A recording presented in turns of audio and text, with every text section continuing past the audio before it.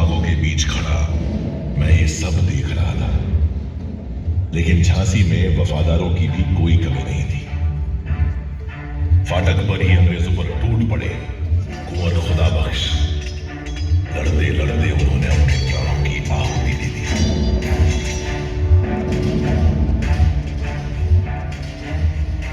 रणनीति के अनुसार तात्या टोपे ने बेतवा के किनारे 1 अप्रैल 1858 को अंग्रेजों पर धावा बोल दिया, लेकिन अंग्रेजी फौज ने उन्हें पीछे खदेड़ दिया।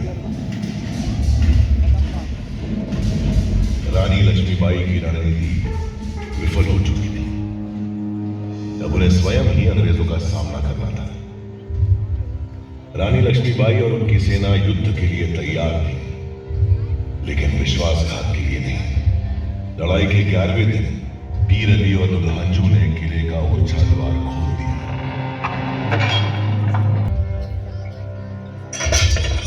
अंग्रेजी फौजें शहर में प्रवेश करने में सफल हुई। रानी लक्ष्मीबाई ने अपने 3 सबसे होनहार सैनिकों को खो दिया। आज भी इस किले की मिट्टी में ही सुपुर्दे खाक है ये शूरवीर। रानी अंग्रेजों का डटकर मुकाबला कर रही थी, लेकिन परिस्थितियां झांसी की विरुद्ध होती जा रही थी।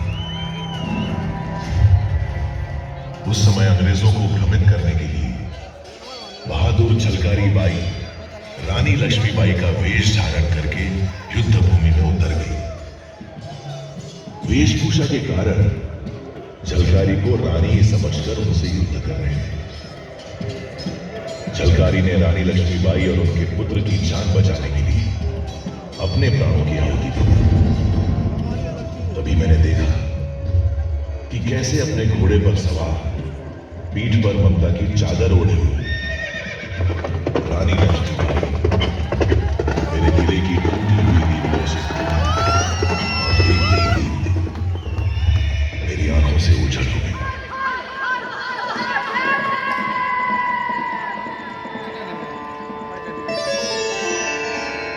उस काली रात को मुझे झांसी से जाना पड़ा, लेकिन मैंने प्रण लिया था कि जब तक जीवित हूं तब तक मातृभूमि की रक्षा के लिए लड़ती रहूंगी।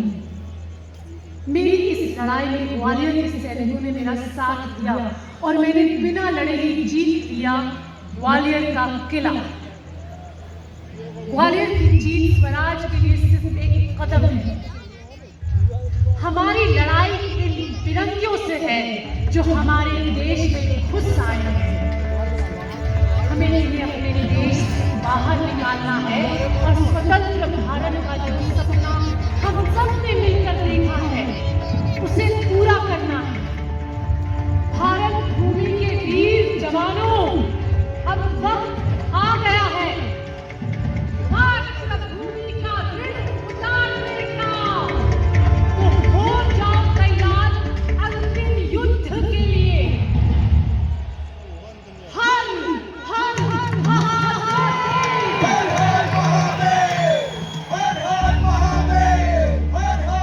अंग्रेजों से अंतिम युद्ध का समय आ गया था। मुंदर, देशमुख जी, जवाहर सिंह, रघुनाथ सिंह और गुल मोहम्मद रानी के साथ थे। सूरज निकलते ही जंग शुरू हो गई। रानी लक्ष्मीबाई की तलवार के आगे दुश्मनों के पैर उखड़ने लगे।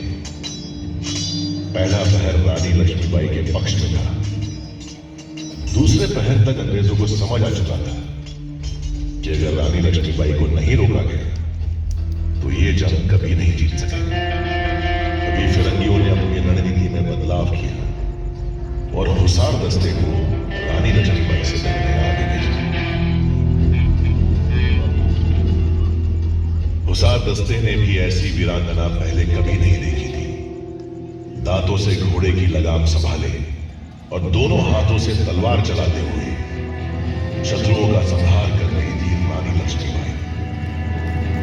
लेकिन उस दिन रानी का विश्वास पात्र घोड़ा उनका साथ न दे सका। एक नाले के पास पहुंचकर ठिठर गया। रानी को हुसार दस्ते ने घेर लिया। ठिठक गया समय, ठिठक गई दिशाएं, ठिठक गई थी मेरी भी सांस। दुश्मनों से घिरी रानी आंधी प्रबंजन की तरह लड़ती रही। तभी एक अपघाती दरिंदे ने उनकी बस्तियों के पास तलवार से वार किया। रानी चोटिल हो गई, उनके शरीर से खून बह रहा था। पर वो तो खूब लड़ी मर्दानी, वो तो झांसी वाली रानी थी। घाव खाकर भी पूरे दाव और चाव से लड़ती रही। एक एक कर शत्रु धराशायी हो रहे थे। किसी ने उनके सिर पर वार किया। इस बार उनकी आंख जख्मी हो गई, जब उन्हें ठीक से दिखाई नहीं दे रहा था।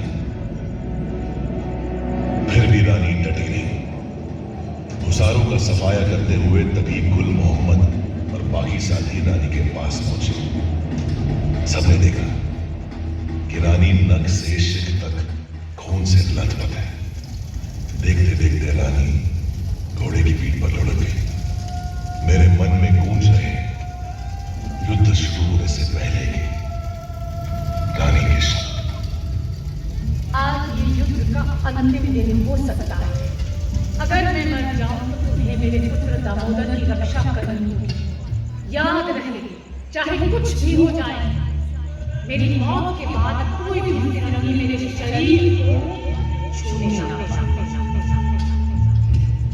गुल मोहम्मद ने रानी के घोड़े की लगाम संभाली और उन्हें जंग के मैदान की दूसरी ओर बाबा गंगादास जी की कुटिया में ले गया। रानी की हालत नाजुक थी। बाबा गंगादास ने उनकी नब्ज पकड़ी तो उनकी आंखों में नमी साफ दिखाई देने लगी। हम सब जिस घड़ी की कल्पना भी नहीं कर सकते थे, वो घड़ी हमारे सामने थी। बाबा ने रानी के मुंह में गंगा जल डाला। थोड़ी देर में रानी की आंख खुली। उनके आखिरी शब्द थे हर हर महादेव और ओम नमो वासुदेवाय। वो हमें और अपनी जान से भी ज्यादा प्यारी मातृभूमि को छोड़कर सदा के लिए चली गई। रानी लक्ष्मीबाई की देह पंचतत्वों में विलीन हो गई, लेकिन रानी की शौर्य गाथा धरती आकाश की सीमाओं के पार कण कण में समा गई। रानी की समय के बंधनों को लांघकर आज भी हमारे सामने मौजूद है। लोग कहते हैं कि उस दिन रानी मर गई थी, लेकिन मैं जानता हूं उस दिन रानी लक्ष्मीबाई युगों युगों तक अमर हो गई थी। सदैव वीरता की मिसाल बनकर जीती गई।